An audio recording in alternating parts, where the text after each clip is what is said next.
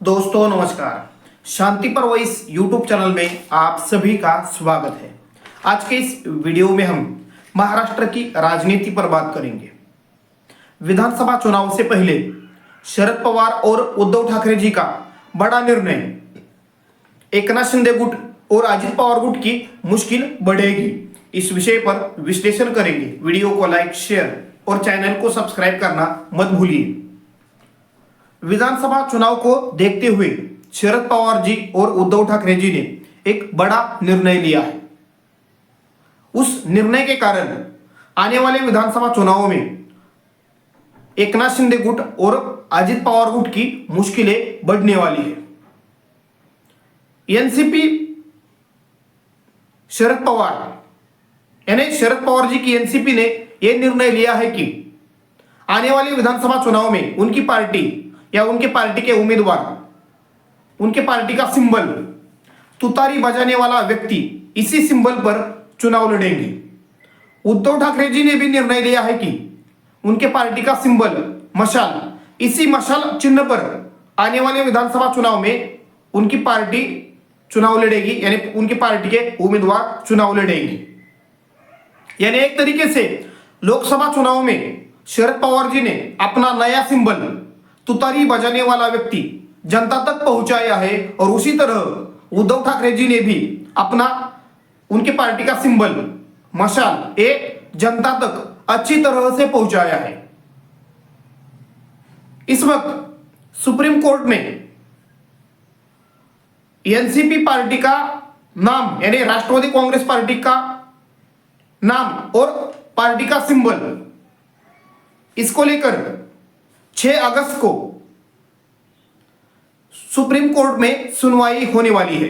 तो 14 अगस्त को शिवसेना पार्टी और पार्टी का सिंबल, उसको लेकर सुप्रीम कोर्ट में सुनवाई होने वाली है। चुनाव आयोग ने एनसीपी पार्टी का नाम यानी एक तरीके से उसका अधिकार या पार्टी का सिंबल अजित पवार गुट को दिया है, तो शिवसेना ये नाम और उसका सिंबल एकनाथ शिंदे गुट को दिया है। अगर सुप्रीम कोर्ट चुनाव आयोग के निर्णय को बदलता है और शिवसेना पार्टी का नाम और सिंबल उद्धव ठाकरे जी को और एनसीपी पार्टी का नाम और सिंबल शरद पवार जी को मिलता है, तो अजित पवार गुट और एकनाथ शिंदे गुट को एक बड़ा झटका हो सकता है।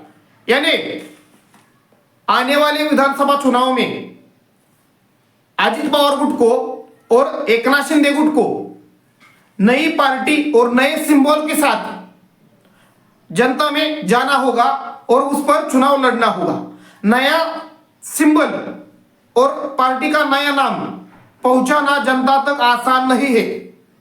इसके कारण इस वक्त महायुति में और खासतौर पर अजित पवार गुट और एकनाथ शिंदे गुट में चिंता नजर आ रही है। अगर शरद पवार जी के पक्ष में सुप्रीम कोर्ट निर्णय देता है, तो अजित पवार गुट के कई वर्तमान के विधायक शरद पवार जी के साथ आ सकते हैं। कुछ उसी प्रकार का निर्णय अगर उद्धव ठाकरे जी के पक्ष में सुप्रीम कोर्ट देता है, तो एकनाथ शिंदे गुट के भी विधायक उद्धव ठाकरे जी के साथ आ सकते हैं। यानी एक तरीके से विधानसभा चुनाव से पहले ही अजित पवार गुट और एकनाथ शिंदे गुट में बिखराव हो सकता है या टूट हो सकती है। अगर सुप्रीम कोर्ट एनसीपी का अधिकार शरद पवार जी को देता है और शिवसेना पार्टी का सिंबल और अधिकार अगर उद्धव ठाकरे जी को देता है, तो दोनों नेताओं की एक बड़ी जीत होगी। लोकसभा चुनाव में एक तरीके से जनता ने अपना निर्णय सुनाया है। शरद पवार जी की पार्टी को अच्छी खासी सीटें मिली है और उद्धव ठाकरे जी का पार्टी का प्रदर्शन भी लोकसभा चुनाव में अच्छा रहा है। यानी एक तरीके से जनता ने लोकसभा चुनाव में असली शिवसेना और असली एनसीपी कौन है, इस पर एक तरीके से मोहर लगा दी है। लेकिन कानूनी तौर पर सुप्रीम कोर्ट के फैसले के कारण भी ये मोहर लग सकती है। यानी विधानसभा चुनाव की जो आचार संहिता है, वो आचार संहिता इंप्लीमेंट होने से पहले ही एनसीपी पार्टी का नाम और सिंबल को लेकर या शिवसेना पार्टी का नाम और सिंबल को लेकर निर्णय सुप्रीम कोर्ट दे सकता है। और उसके पहले ही अजित पवार गुट यानी एनसीपी के या अजित पवार गुट के जो विधायक है या शरद पवार गुट के जो विधायक है या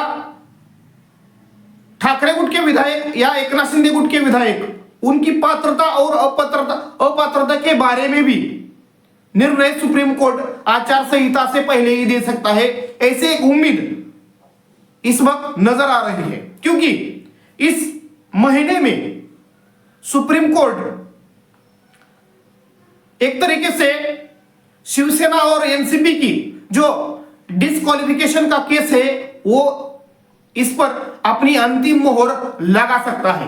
यानी एक तरीके से सुप्रीम कोर्ट का निर्णय अगर शरद पवार जी के पक्ष में और उद्धव ठाकरे जी के पक्ष में आता है तो महायुति के लिए यानी ठाकरे अजित पवार गुट और एकनाथ शिंदे गुट और बीजेपी के लिए एक तगड़ा झटका हो सकता है, नहीं लग सकता है, और उसका नुकसान परसेप्शन के रूप में महायुति को भुगतना पड़ सकता है। इस वक्त महायुति के लिए महाराष्ट्र में जनता में काफी नाराजगी है महायुति के खिलाफ, और खासतौर पर बीजेपी के खिलाफ एक जबरदस्त एंटी इनकम्बेंसी नजर आ रही है। भले ही लोकप्रिय घोषणाओं के भरोसे एकनाथ शिंदे चुनाव लड़ने की तैयारियां कर रहे हो, यानी महिला हो, युवा हो, किसान हो, उनके लिए अलग अलग तरह की नई योजनाओं का अनाउंसमेंट एकनाथ शिंदे जी की सरकार ने किया हो, और उस योजनाओं के बलबूते कुछ हद तक जनता की नाराजगी कम करने का प्रयास सरकार का चल रहा हो, मगर सुप्रीम कोर्ट का फैसला अगर शिंदे गुट और अजित पवार गुट के खिलाफ आता है तो ये परसेप्शन भी यानी कुछ हद तक योजनाओं के कारण जो वोट बीजेपी हो या महायुति की तरफ ट्रांसफर होने की जो एक उम्मीद थी, वो भी एक तरीके से उस पर भी एक तरीके से मिट्टी पड़ सकती है। यानी सुप्रीम कोर्ट का फैसला पूरी तरह से एक तरीके से परसेप्शन ही बदल देगा। लोकसभा चुनावों में जो सफलता महाविकास आघाड़ी ने हासिल की है, उसका परिणाम विधानसभा चुनाव में भी देखने को मिल सकता है। विधानसभा चुनाव में सीटों के बंटवारे को लेकर महाविकास आघाड़ी में एक तरीके से स्मूथली बात हो रही है और महायुति में टकराव देखने को मिल रहा है।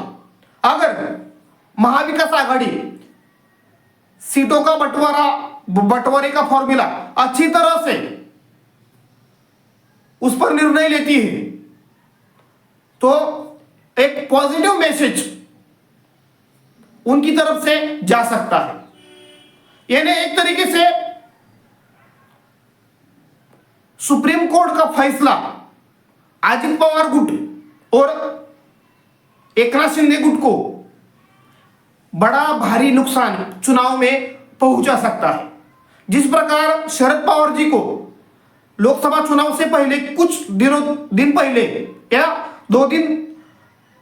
एक दो महीने पहले नया सिंबल मिला और वो सिंबल जनता तक पहुंचाने के लिए कई दिक्कतों का सामना आज शरद पवार जी की पार्टी को करना पड़ा। उसी प्रकार नई पार्टी का नया नाम और नया सिंबल पहुंचाना जनता तक आसान नहीं है, और उसके लिए भी एकनाथ शिंदे और अजित पवार गुट के पास समय की कमी है। यानी एक तरीके से सुप्रीम कोर्ट का फैसला इस वक्त आने के कारण, यानी अगर इस महीने आता है तो अजित पवार के लिए और एकनाथ शिंदे जी के लिए विधानसभा चुनाव में बड़ा खतरा पैदा कर सकता है और उसका नुकसान महायुति को भी भुगतना पड़ सकता है। चुनाव आयोग के जरिए एक तरीके से चुनाव आयोग ने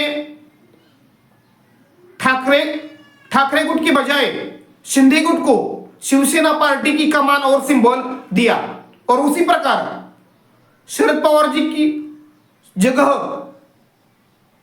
चुनाव आयोग ने अजित पवार गुट को एनसीपी पार्टी का नाम और सिंबल दिया। इसमें विरोधी पक्ष ने खासतौर पर महाराष्ट्र में उद्धव ठाकरे जी की शिवसेना हो या कांग्रेस पार्टी हो या एनसीपी हो, उन्होंने एक तरीके से चुनाव आयोग पर कई आरोप भी लगाए। मगर इस वक्त महाराष्ट्र में जो राजनीतिक परसेप्शन बन रहा है उसमें एक पॉजिटिव एनवायरमेंट, पॉजिटिव परिस्थितियां महाविकास आघाड़ी के लिए है और शरद पवार जी और उद्धव ठाकरे जी के लिए है। अगर चुनाव आयोग का निर्णय सुप्रीम कोर्ट बदलता है तो उद्धव ठाकरे जी और शरद पवार जी की एक बड़ी जीत होगी और उनकी सहानुभूति और भी बढ़ेगी और एक तरीके से शिवसेना पार्टी पर उद्धव ठाकरे जी का अधिकार और एनसीपी पार्टी पर एक तरीके से शरद पवार जी का अधिकार, एक तरीके से उस पर एक तरीके से सुप्रीम कोर्ट के निर्णय से मुहर लग सकती है। लेकिन अगर निर्णय शरद पवार जी और उद्धव ठाकरे जी के खिलाफ भी आता है तो उनको कुछ बड़ा नुकसान नहीं हो सकता, क्योंकि शरद पवार जी ने अपने पार्टी का नाम और नया सिंबल जनता तक अच्छी तरह से पहुंचाया है। कुछ उसी प्रकार उद्धव ठाकरे जी ने भी अपने पार्टी का नाम और सिंबल जनता तक अच्छी तरह से पहुंचाया है। यानी एक तरीके से सुप्रीम कोर्ट का निर्णय अजित पवार जी के लिए और एकनाथ शिंदे जी के लिए बड़ी मुश्किल पैदा कर सकता है और इसके कारण बीजेपी की मुश्किल भी बढ़ सकती है। यानी एक तरीके से सुप्रीम कोर्ट का फैसला महाविकास आघाड़ी के लिए एक पॉजिटिव परसेप्शन बना सकता है और शरद पवार जी के लिए और उद्धव ठाकरे जी के लिए और सहानुभूति बढ़ा सकता है, बशर्ते सुप्रीम कोर्ट शरद पवार जी और उद्धव ठाकरे जी के पक्ष में निर्णय दे। अगर ये खिलाफ गया तो कुछ हद तक सहानुभूति कम भी हो सकती है। लेकिन सुप्रीम कोर्ट ने जो भी अब तक शिवसेना पार्टी का नाम और सिंबल को लेकर या एक तरीके से शिवसेना पार्टी हो या एनसीपी पार्टी के विधायकों की एक क्वालिफिक अपात्रता को लेकर जो भी टिप्पणियां की है, अगर उसे देखें तो चुनाव आयोग का निर्णय सुप्रीम कोर्ट बदल सकता है, ऐसी ही उम्मीद लग रही है। धन्यवाद। वीडियो को लाइक, शेयर और चैनल को सब्सक्राइब करना मत भूलिए।